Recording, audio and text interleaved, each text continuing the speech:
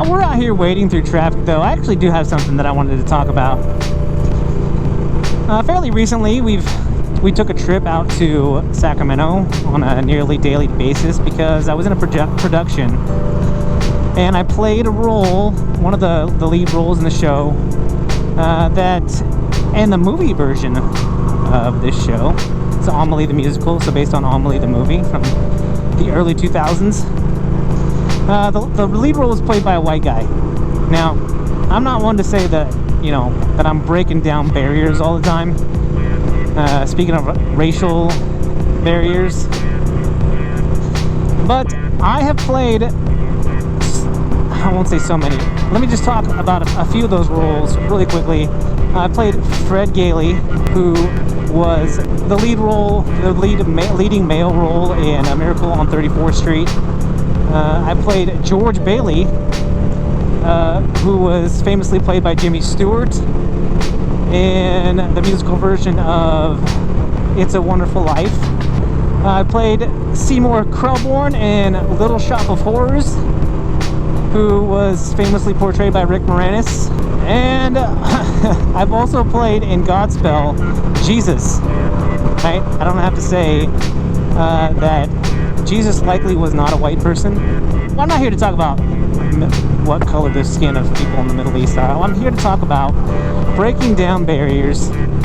And somebody who inspires me immensely, I mean, just a huge inspiration to me, is Lin-Manuel Miranda. Now, if you don't know who Lin-Manuel Miranda is, then maybe you're at least familiar with the musical Hamilton. If you know the music from Hamilton, or you've seen the musical, or you're super familiar already with Lin-Manuel Miranda, then you know that the characters portrayed in Hamilton are the founding fathers, and they're played by minorities.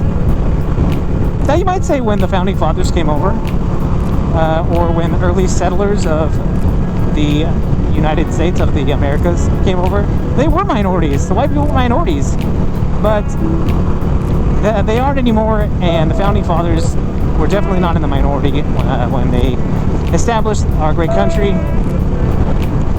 Yet Lin-Manuel Miranda wrote this musical and decided to cast a bunch of people who did not look the part, but were able to execute on his artistic expression. Now, I have done the same thing in a much smaller scale here in community theater in my area. I've played roles that are typically played by people who are not people of color, and as a person of color, I find it significant. You might not think it's all that significant, but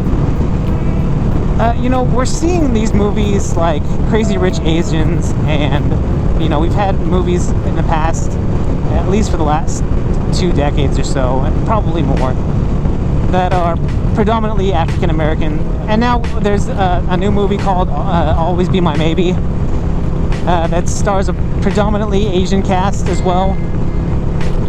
And I think that's wonderful. I absolutely think that's wonderful.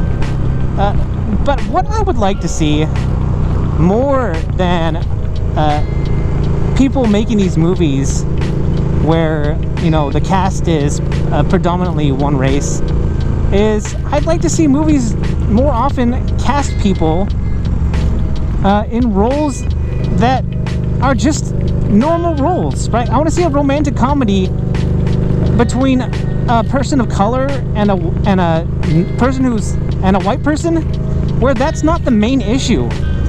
I have so many friends that are like me, who married a white person, and it wasn't a big deal. Now, I definitely have friends who married a white person and who were people of color, where it was a big deal that they were marrying somebody who was not white. I've also seen cases where a person of color married somebody who was white, and it was a big deal that they were marrying somebody who was white. So it goes both ways. But I think we're finally coming to a place, and I'll say this, in most parts of this country, in the United States, where it's just not a big deal anymore, right? It does. I don't even think it, to me, it wouldn't even matter if they were American or not. It just, and you can tell this is a topic that I hold near and dear to my heart. I'm having a hard time articulating what I want to say, even though I've thought about this and I talk about this all the time with my wife. Is that I'm hoping that we're finally getting to a place in our society, in our world, where we can just love people for who they are. I want to get your feedback. Who inspires you? And now this doesn't have to be on this same topic of what I've talked about today, but you know, and Lin-Manuel Miranda is an inspiration to me, and so I brought him up.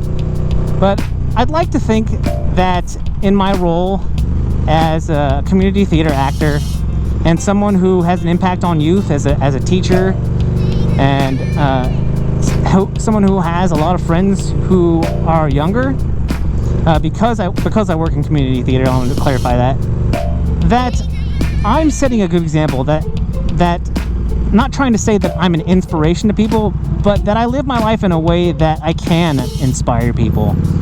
So again, leave it in the comments if there's somebody that inspires you. I know a lot of people's parents inspire them, and that's awesome. If your parents are inspirational people, that's definitely something that I want to hear about. But I also want to hear about those people who inspire you. They don't have to be celebrities.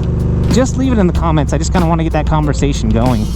But guys, that's all I've got for you today. If you like this video, make sure you hit that thumbs up down there, which is the like button. And if you haven't already, make sure you hit that subscribe button. Guys, if you're out there riding, be safe. And if you're not riding, get riding. I'm that one guy, and I am out.